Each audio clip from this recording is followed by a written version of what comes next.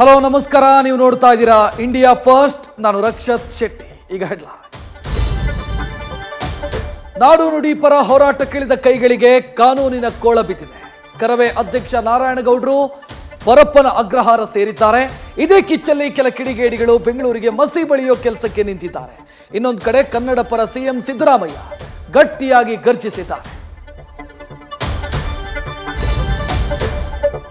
ಪ್ರಧಾನಿ ಅಭ್ಯರ್ಥಿ ಗೊಂದಲಕ್ಕೆ ಖರ್ಗೆ ತವರಿನಿಂದಲೇ ಗಾಂಧಿ ಫ್ಯಾಮಿಲಿ ಉತ್ತರ ಕೊಡಿಸಿದೆ. ಖರ್ಗೆ ಬದಲು ಪ್ರಧಾನಿ ಹುದ್ದೆಗೆ ರಾಹುಲ್ ಹೆಸರನ್ನ ಸಿಎಂ ಸಿದ್ದು ಪ್ರಸ್ತಾಪಿಸಿದ್ದಾರೆ. ಸಾಫ್ಟ್ ಹಿಂದುತ್ವಕ್ಕೆ ಹೊಸ ಅರ್ಥ ಕಲ್ಪಿಸಿದ್ದಾರೆ. ನಾನು ಹಿಂದೂ, ರಾಮನ ಭಕ್ತ ಅಂತ ಮಂದಿರದ ಭಜನೆ ಮಾಡಿದ್ದಾರೆ.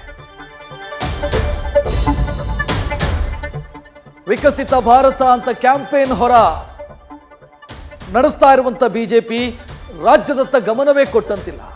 ತಮ್ಮದೇ ಪಕ್ಷದ ವಿರುದ್ಧ ಆರೋಪ ಮಾಡ್ತಾ ಇರುವಂತ ಯತ್ನಾಳ್ ಬಿಸಿ ತುಪ್ಪವಾಗಿದ್ದಾರೆ. ಲಗಾಮು ಹಾಕೋ ಕೆಲಸ ಮಾಡಿ ಅಂತ ವರಿಷ್ಠರಿಗೆ ದೂರಿನ ಅರ್ಜಿಯೊಂದು ರಾಜ್ಯದಿಂದ ರವಾನೆಯಾಗೋ ಸಾಧ್ಯತೆ ಕಾಣ್ತಾ ಇದೆ. ರಾಜ್ಯದಲ್ಲಿ ಕೊರೋನಾ ಉಪತಳಿ ಅಬ್ಬರಿಸ್ತಾ ಇದೆ. ಇತ್ತ ಚೆನ್ನೈನಲ್ಲಿ ತಮಿಳು ಹಿರಿಯ ನಟ ಕ್ಯಾಪ್ಟನ್ ವಿಜಯಕಾಂತ್ರನ್ನ ಕೊರೋನಾ ಬಲಿ ಪಡೆದಿದೆ. ಉಸಿರಾಟದ ತೊಂದರೆ ಡಿಎಂಡಿಕೆ ನಾಯಕನ ಉಸಿರು ನಿಲ್ಲಿಸಿದೆ. ಅಭಿಮಾನಿಗಳ ಅಶ್ರು ತರ್ಪಣದ ಮಧ್ಯೆ ಅಂತಿಮ ಯಾತ್ರೆ ನಡೆಯಿತು. ಸಿಎಂ ಸ್ಟಾಲಿನ್ ದರ್ಶನ ಪಡೆದರು. ಅಯೋಧ್ಯೆ ಆದಿಪುರುಷನ ತವರು. ಶತಮಾನದ ವನವಾಸದ ಬಳಿಕ ರಾಮನ ಸ್ವಾಗತಕ್ಕೆ ಸರಯೂ ತೀರ ಸಂಭ್ರಮದಿಂದ ಸಜ್ಜಾಗಿದೆ.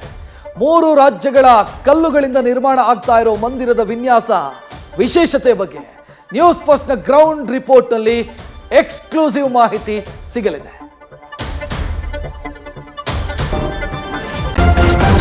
ನ್ಯೂಸ್ ಫಸ್ಟ್ ನಿರ್ಭೀತಿಯಿಂದ ನಿಮ್ಮ ಪರವಾಗಿ.